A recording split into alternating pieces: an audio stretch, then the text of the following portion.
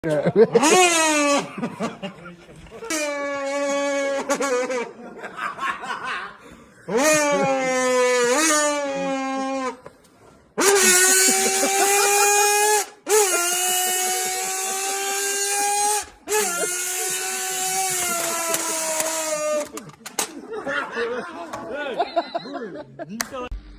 alaykum aziz yurtdoshlar. Bugun 300 kvadrat metr kotyolimiz haqida gaplashamiz.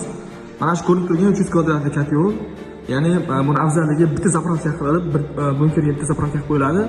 Eng kamida 24 soat qaramaysiz. Mana shu motor bor, 130 vatlik. O'zi har 7 minut 8 minutda bir marta ko'mroq turadi. O'zi ventilyator ishlab turibdi.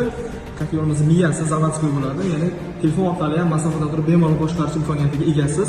300 kvadratli kotyolimiz 150 kg atrofida ko'mir oladi bunkerga.